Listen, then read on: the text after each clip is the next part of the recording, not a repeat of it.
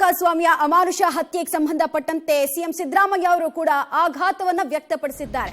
ಅತ್ಯಂತ ಆತಂಕವನ್ನ ಮುಖ್ಯಮಂತ್ರಿಗಳು ಈ ಪ್ರಕರಣಕ್ಕೆ ಸಂಬಂಧಪಟ್ಟಂತೆ ವ್ಯಕ್ತಪಡಿಸಿರೋದು ತಿಳಿದು ಬರ್ತಾ ಇದೆ.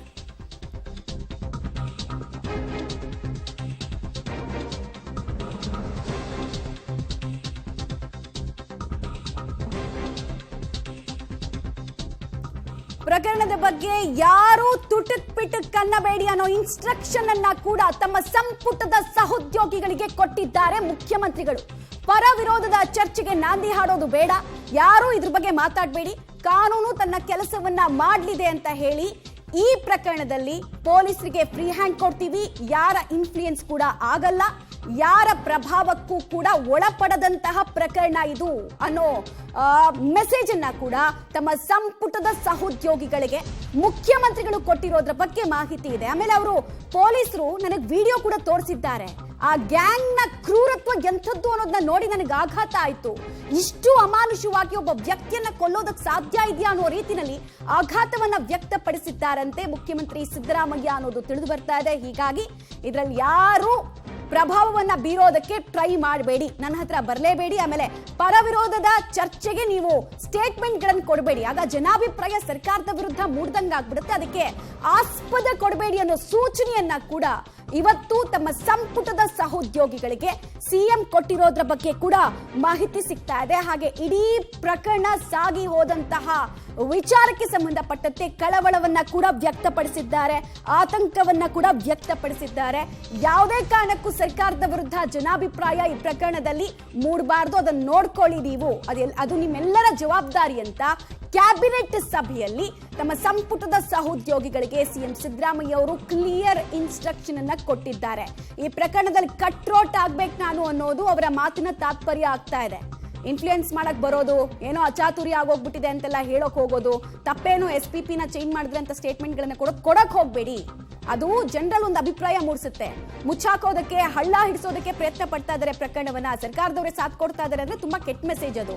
ಇದು ಕೇವಲ ಕೊಲೆ ಪ್ರಕರಣ ಅಲ್ಲ, ಅಂತಿಂತ ಕೊಲೆ ಪ್ರಕರಣ ಅಲ್ಲ, ಒಬ್ಬ ವ್ಯಕ್ತಿಯನ್ನ ಇಲ್ಲಿಗಲ್ ಆಗಿ ಡಿಟೈನ್ ಮಾಡಿ, ಅಸಾಲ್ಟ್ ಮಾಡಿ ಸಾಯಿಸಿರೋದು. ಇಂತಹ ಕ್ರೂರತನದ ದೃಶ್ಯವನ್ನ ನಾನು ನೋಡೇ ಇಲ್ಲ ಅಂತ ಹೇಳಿ ಪ್ರಕರಣದ ತೀವ್ರತೆಗೆ ಸಂಬಂಧಪಟ್ಟಂತೆ ರಿಯಾಕ್ಷನ್ ಕೊಟ್ಟಿದ್ದಾರೆ. ಇನ್ನೊಂದು ಕಡೆಗೆ ಅಪ್ಡೇಟ್ ಸಿಗ್ತಾ ಇದೆ, ಜಡ್ಜ್ ಮುಂದೆ ದರ್ಶನ್ ಅಂಡ್ ಗ್ಯಾಂಗ್ ಅನ್ನ ಹಾಜರುಪಡಿಸಲಾಗಿದೆ. ಕಸ್ಟಡಿ ಅಂತ್ಯ ಆದ ಬೆನ್ನಲ್ಲೇ ಡೆವಿಲ್ ಗ್ಯಾಂಗ್ ಅನ್ನ ಕೋರ್ಟ್ ಮುಂದೆ ಹಾಜರುಪಡಿಸಲಾಗಿದೆ. ಎಲ್ಲ ಆರೋಪಿಗಳಿಗೆ ಜಡ್ಜು ಪ್ರಶ್ನೆಯನ್ನ ಕೇಳಿದ್ದಾರೆ.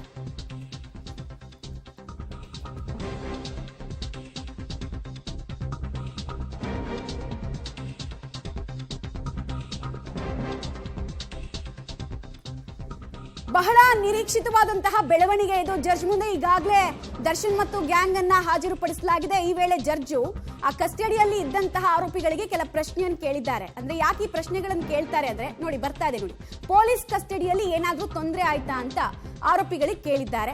ಜಡ್ಜ್ ಪ್ರಶ್ನೆಗೆ ಇಲ್ಲ ಅಂತ ಉತ್ತರವನ್ನ ಆರೋಪಿಗಳು ಕೊಟ್ಟಿದ್ದಾರೆ. ಪೊಲೀಸರು ಟಾರ್ಚರ್ ಮಾಡಿದ್ರ, ತೊಂದರೆ ಆಯ್ತಾ ಅಂತೆಲ್ಲ ಕೇಳ್ತಾರೆ. ಅಂದ್ರೆ ಕಸ್ಟಡಿಯಲ್ಲಿರುವಂತಹ ಆರೋಪಿಗಳಿಗೂ ಕೂಡ ಮೂಲಭೂತ ಹಕ್ಕು ಅಂತ ಇರುತ್ತೆ, ಅದರ ಉಲ್ಲಂಘನೆ ಆಗದೆ ಇರೋ ರೀತಿ ನೋಡ್ಕೊಳ್ಬೇಕಾಗಿರೋದು ಕಸ್ಟೋಡಿಯಲ್ ಇಂಟ್ರಾಗೇಷನ್ ಅಲ್ಲಿ ಇರಬೇಕಾದ್ರೆ ಪೊಲೀಸರ ಜವಾಬ್ದಾರಿ ಕೂಡ ಹೌದು.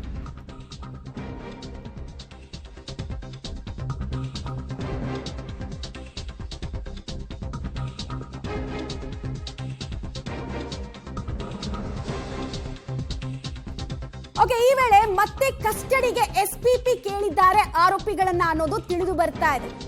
ಈ ಕಸ್ಟಡಿಗೆ ಕೇಳೋ ಸಂದರ್ಭದಲ್ಲಿ ಅನೇಕ ವಿಚಾರಗಳನ್ನ ಅವರು ಪ್ರಸ್ತಾಪ ಮಾಡಿರೋ ಸಾಧ್ಯತೆ ಕೂಡ ಇದೆ. ಸೊ ನಿರೀಕ್ಷೆ ಇತ್ತು, ಪೊಲೀಸರು ಈ ಆರೋಪಿಗಳನ್ನ ಕಸ್ಟಡಿಗೆ ಮತ್ತೆ ತೆಗೆದುಕೊಳ್ಳೋಕೆ ಬಯಸ್ತಾ ಇದ್ದಾರಾ ಅಥವಾ ಜೇಸಿಗೆ ಕಳಿಸೋದಕ್ಕೆ ಹಾದಿ ಆಗುತ್ತಾ ಅಂತ.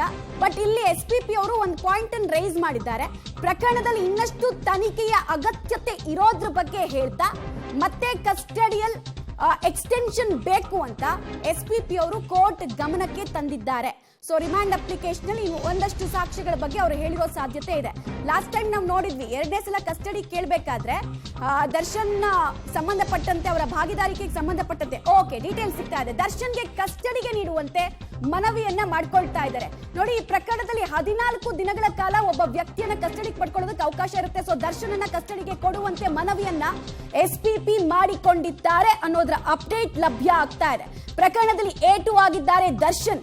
ಪ್ರಕರಣದಲ್ಲಿ ಇನ್ನಷ್ಟು ಇವರನ್ನ ವಿಚಾರಣೆಗೆ ಒಳಪಡಿಸುವಂತಹ ಅಗತ್ಯತೆ ಇದೆ. ಹೀಗಾಗಿ ದರ್ಶನ್ ಅನ್ನ ಕಸ್ಟಡಿಗೆ ಕೊಡಿ ಅಂತ ಕೇಳಿದ್ದಾರೆ. ಕೆಲವು ಆರೋಪಿಗಳನ್ನ ಕೇಳಬಹುದು ಅಂತ ಇತ್ತು. ಪ್ರಕರಣದಲ್ಲಿ 14 ದಿನ ಅಂತ ನಾನು ಹೇಳ್ತಾ ಇದ್ನಲ್ಲ, 10 ದಿನ ಆಲ್ರೆಡಿ ಕಸ್ಟೋಡಿಯಲ್ ಇಂಟ್ರಾಗೇಷನ್ ಆಗಿದೆ. ಇನ್ನೂ 4 ದಿನ ಆಪ್ಷನ್ ಇರುತ್ತೆ ಒಂದು FIR ಆದಾಗ. ಸೊ ಈಗ ದರ್ಶನ್ ಅನ್ನ ಕೇಳ್ತಾ ಇದ್ದಾರೆ, ಇನ್ನಷ್ಟು ಇವರನ್ನ ಇಂಟ್ರಾಗೇಷನ್ಗೆ ಒಳಪಡಿಸಬೇಕು, ಕಸ್ಟಡಿ ಕೊಡಿ ಅಂತ. ಕೋರ್ಟ್ ಈ ಮನವಿಯನ್ನ ಪುರಸ್ಕರಿಸುತ್ತಾ ಅಥವಾ ತಿರಸ್ಕರಿಸುತ್ತಾ ಅನ್ನೋದು ಕೆಲವೇ ಕ್ಷಣಗಳಲ್ಲಿ ಗೊತ್ತಾಗ್ಬಿಡುತ್ತೆ. ಒಂದು ವೇಳೆ ತಿರಸ್ಕಾರ ಆದ್ರೆ ನೇರವಾಗಿ ದರ್ಶನ್ 13 ವರ್ಷಗಳ ಬಳಿಕ ಜೇಸಿಗೆ ಹೋಗ್ತಾರೆ. ಆದ್ರೆ ದರ್ಶನ್ ಅನ್ನ ಕಸ್ಟಡಿ ಕೇಳ್ತಾ ಇದ್ದ ಹಾಗೆ ಈ ಕಡೆ ದರ್ಶನ್ ಪರ ವಕೀಲರು ಕೂಡ ಆಕ್ಷೇಪವನ್ನ ಎತ್ತಿದ್ದಾರೆ. ಪೊಲೀಸ್ ಕಸ್ಟಡಿಗೆ ಸಂಬಂಧಪಟ್ಟಂತೆ ಆಕ್ಷೇಪವನ್ನ ಎತ್ತಿದ್ದಾರೆ ದರ್ಶನ್ ಪರ ವಕೀಲರು. ಈಗಾಗಲೇ ವಿಚಾರಣೆಯನ್ನ ನಡೆಸಲಾಗಿದೆ. ಮತ್ತೆ ದರ್ಶನ್ ಕಸ್ಟಡಿಗೆ ಕೊಡುವಂತಹ ಅಗತ್ಯತೆ ಏನು ಅನ್ನೋ ಆಕ್ಷೇಪವನ್ನ ಎತ್ತಿದ್ದಾರೆ ದರ್ಶನ್ ಪರ ವಕೀಲರು. ಸೊ ಈ ಸಂದರ್ಭದಲ್ಲಿ ವಾದ ಪ್ರತಿವಾದ ಇಂಟ್ರೆಸ್ಟಿಂಗ್ ಆಗಿ ಸಾಕ್ತಾ ಹೋಗುತ್ತೆ. ಕಸ್ಟಡಿ ಅಗತ್ಯ ಇಲ್ಲ ಅನ್ನೋದು ದರ್ಶನ್ ಪರ ವಕೀಲರ ಪಾಯಿಂಟ್ ಆಗ್ತಾ ಇದೆ, ಕೌಂಟರ್ ಆರ್ಗ್ಯುಮೆಂಟ್ ಆಗ್ತಾ ಇದೆ. 4 ದಿನ ಕಸ್ಟಡಿಗೆ SPP ಕೇಳಿದ್ದಾರೆ. ನಾನು ಈಗಷ್ಟೇ ಹೇಳ್ತಾ ಇದ್ದೆ 4 ದಿನ ಕೇಳೋದಕ್ಕೆ ಅವಕಾಶ ಇರುತ್ತೆ ಅಂತ. ಸೊ ಅದನ್ನಲ್ಲಿ SPP ಅವರು ಕೂಡ ಕೋರ್ಟ್ ಗಮನಕ್ಕೆ ತಂದಿದ್ದಾರೆ. ಒಂದು ಪ್ರಕರಣದಲ್ಲಿ ರೈಟ್ ಡೀಟೇಲ್ಸ್ ಕೊಡ್ತಾರೆ ಉಮೇಶ್. ದರ್ಶನ್ ಅನ್ನ ಸೇರಿದಂತೆ ಇನ್ನೂ ಅನೇಕರನ್ನ ಕಸ್ಟಡಿ ಕೇಳಿದ್ದಾರೆ ಅಥವಾ ದರ್ಶನ್ ಮಾತ್ರ ಕಸ್ಟಡಿಗೆ ಬೇಕು ಅನ್ನೋದು SPP ಅವರ ವಾದ ಆಗ್ತಾ ಇದೆಯಾ? ಹೇಗೆ ಸಾಕ್ತಾ ಇದೆ ವಾದ ಪ್ರತಿವಾದ?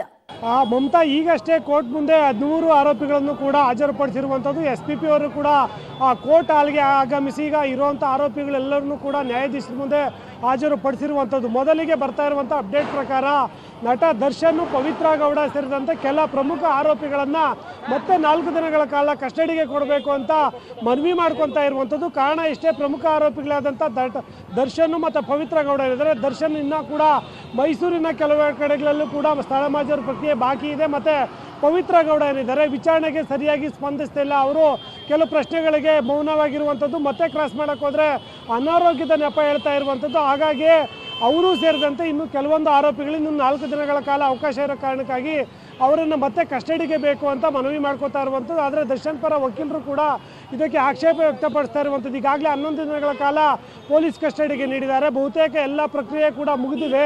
ನಮ್ಮ ಏನು ಆರೋಪಿಗಳೇನಿದ್ದಾರೆ ಅವರು ಬಹುತೇಕ ಎಲ್ಲ ಪೊಲೀಸರ ಪ್ರಶ್ನೆಗಳಿಗೆಲ್ಲದಕ್ಕೂ ಕೂಡ ಉತ್ತರ ಕೊಟ್ಟಿದ್ದಾರೆ. ಹಾಗಾಗಿ ಮತ್ತೆ ಕಸ್ಟಡಿಗೆ ಕೊಡಬಾರ್ದು ಅನ್ನೋ ನಿಟ್ಟಿನಲ್ಲಿ ಅವರ ಪರ ವಕೀಲರು ಕೂಡ ವಾದ ಮಾಡ್ತಾ ಇರುವಂಥದ್ದು. ಈ ಮತ್ತೆ ಪೊಲೀಸರು ಕೂಡ ಇಲ್ಲಿವರೆಗೂ ಏನೆಲ್ಲ 28ಗಳ ಕಡೆ ಸ್ಥಳ ಮಾಜರಾಗಿದೆ ಮತ್ತು ಇಲ್ಲಿವರೆಗೂ ತನಿಖೆ ನಡೆಸಿರುವಂಥ ಸಾಕ್ಷ್ಯಗಳೇನು ಅದ್ರ ಎಲ್ಲವನ್ನು ಕೂಡ ಮುಚ್ಚಿದ ಲಕೋಟೆಯಲ್ಲಿ ನ್ಯಾಯಾಧೀಶರ ಮುಂದೆ ಇಟ್ಟಿರುವಂಥದ್ದು. ನ್ಯಾಯಾಧೀಶರು ಮತ್ತೆ ಅವಶ್ಯಕತೆ ಬಿದ್ದಲ್ಲಿ 4 ದಿನಗಳ ಕಾಲ ಕೊಡುವ ಅವಶ್ಯಕತೆ ಇದೆ. ಅದೆಲ್ಲದಕ್ಕೂ ಉತ್ತರ ಇನ್ನೇನು ಕೆಲವೇ ಕ್ಷಣಗಳಲ್ಲಿ ಸಿಗಬೇಕಾಗಿರುವಂಥದ್ದು. ಈಗಷ್ಟೇ ಕೋರ್ಟ್ ಬಳಿ ಹೋಗಿರೋದ್ರಿಂದ ಒಂದು 15-20 ನಿಮಿಷಗಳಲ್ಲಿ ಆ ಬಗ್ಗೆ ಸ್ಪಷ್ಟತೆ ಸಿಗಬೇಕಾಗಿರುವಂಥದ್ದು. ಮತ್ತು ಕೋರ್ಟ್ಗೆ ಬಂದಂಥ ವೇಳೆಯಲ್ಲೂ ಕೂಡ ಪವಿತ್ರ ಗೌಡ ಹೊರತುಪಡಿಸಿ ಬಹುತೇಕ ಎಲ್ಲರೂ ಕೂಡ ತಲೆ ತಗ್ಗಿಸಿಕೊಂಡು ಕೂತಿದ್ದಂಥ ದೃಶ್ಯಗಳು ನಮಗೆ ಕಾಣಸಿಕ್ಕಿರುವಂಥದ್ದು. ಮತ್ತು ಪೊಲೀಸರು ಕೂಡ ಆ ಕೋರ್ಟ್ನ 2 ಗೇಟ್ಗಳಲ್ಲೂ ಕೂಡ ಸೂಕ್ತ ಬಂದೋಬಸ್ತ್ ಮಾಡ್ಕೊಂಡಿರುವಂಥದ್ದು.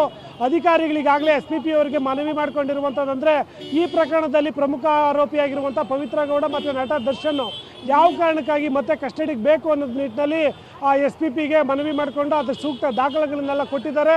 ಈಗ SPP ಕೂಡ ನ್ಯಾಯಾಧೀಶರ ಬಳಿ ಆ ದಾಖಲೆಯನ್ನೆಲ್ಲ ಇಟ್ಕೊಂಡು ಇಲ್ಲಿವರೆಗೂ ನಡೆದಿರುವಂಥ ತನಿಖೆಯಲ್ಲಿ ಏನೆಲ್ಲ ತನಿಖೆ ಆಗಿದೆ ಅದರ ಮತ್ತೆ ಸಿಕ್ಕಿರುವಂಥ ಸಾಕ್ಷ್ಯಗಳೇನು, ಇನ್ನು 3 ದಿನಗಳ ಕಾಲ ಯಾಕೆ ಇವರು ಕಸ್ಟಡಿಗೆ ಬೇಕು ಅನ್ನೋದನ್ನು ಕೂಡ ಈಗ ಮನವರಿಕೆ ಮಾಡಿಕೊಡ್ತಾ ಇರುವಂಥದ್ದು. ಈ ವಾದ ಪ್ರತಿವಾದ ಮುಗಿದ ನಂತರದಲ್ಲಿ ಬಹುತೇಕ ಕಸ್ಟಡಿಗೆ ಕೊಡ್ತಾರಾ ಅಥವಾ ನ್ಯಾಯಾಂಗ ಬಂಧನಕ್ಕೆ ಕಳಿಸ್ತಾರಾ ಅನ್ನೋದು ಗೊತ್ತಾಗಬೇಕಾಗಿರುವಂಥದ್ದು.